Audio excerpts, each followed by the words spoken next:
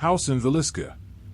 The town of Villisca in the state of Iowa seems like a model of peace and quiet provincial life.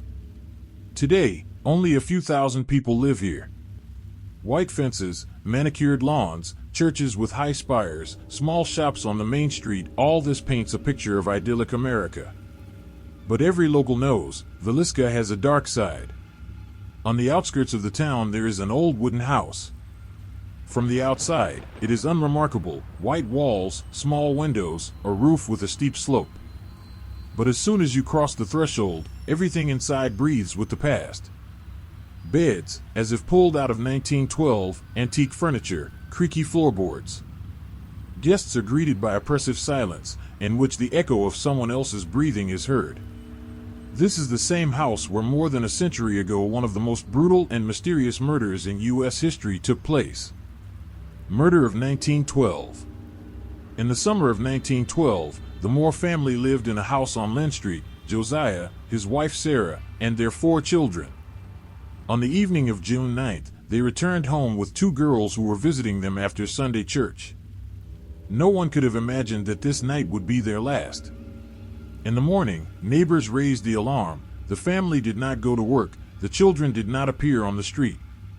When they entered the house, a picture of horror appeared before their eyes, 8 bodies hacked to death with an axe. Everyone was asleep when the killer attacked them. No one heard screams. No one was able to escape. The investigation discovered that the murder weapon, an axe, belonged to Josiah himself. It was with it that the nightmare was committed. There was blood on the walls, traces of rage on the sheets. It seemed that the killer did not just want to take the life of the family, but left a message. The police interrogated suspects, but the evidence disappeared. The testimony was confused. Not a single court ever returned a verdict. The identity of the killer remained a mystery. The newspapers of that time were full of headlines: children hacked to death in Iowa, devilish night in Villisca. Horror shook the small town, and since then the house has become a symbol of fear and an unsolved mystery. The ghost house. After the tragedy, the house passed from one owner to another.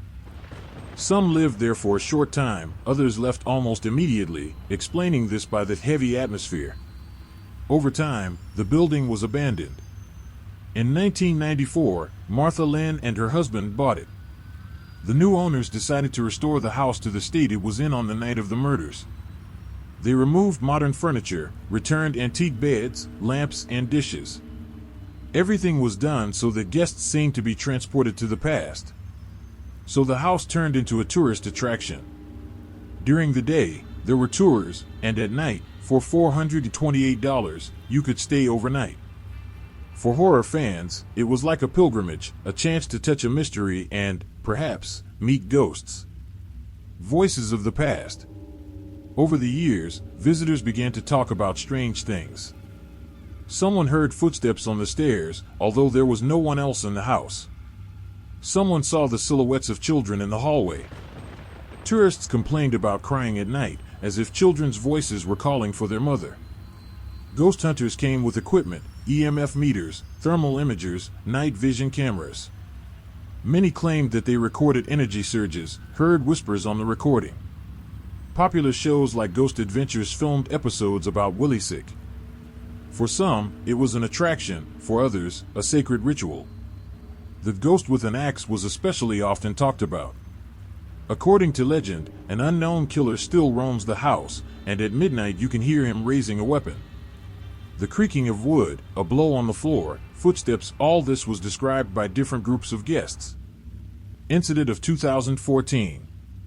But the most terrible thing happened in our time. In November 2014, a group of friends decided to spend the night in the house. Among them was Robert Stephen Larson Jr. The young guy, who was interested in mysticism, was not afraid of the dark and believed that the house was just a tourist trick. They stopped by in the evening, lit candles, and organized a mini expedition. They laughed, recorded videos, checked devices. But closer to midnight, the atmosphere changed. One of the friends claimed to have heard a child crying. Another felt someone touch his shoulder. And at 0:45, a scream was heard. Robert was found with a stab wound to the chest. The wound was serious, but not fatal. He was urgently evaluated by helicopter to the hospital. Later, the police said it was self-harm. But the timing was striking. It was at 0:45 in 1912 that the Moore family murders began. Robert survived, but never told what happened. Some considered it a nervous breakdown, others direct intervention of the otherworldly. The owner of the house, Martha Lynn, admitted to journalists, "I didn't want the house to be talked about in this way. I'm scared to think that someone else could get hurt." Symbol of fear. Today, the house in Villisca remains open. During the day, tourists, school groups, journalists come here. At night, ghost hunters, bloggers, and just lovers of a thrill. The house brings income to the city, but at the same time it lives its own dark life. A cult has formed around it, and each new visitor adds a layer to the legend. One can argue, all this is the result of suggestion and psychology. A person in an old house begins to hear every creak, see shadows, and imagine scary pictures. But there are those who swear, what happens in Villisca cannot be explained by science. Conclusion. The house in Villisca is not just an old building. It is a place where time has stood still. Here the past and the present are intertwined, where silence at night sounds louder than any scream. You can believe in ghosts, you can consider everything mysticism. But the fact remains, more than a century ago, an unsolved mass murder took place here, and since then the house has not let go of anyone who has been there. And if you ever decide to spend the night behind its walls, remember, when midnight comes, you will not be alone there.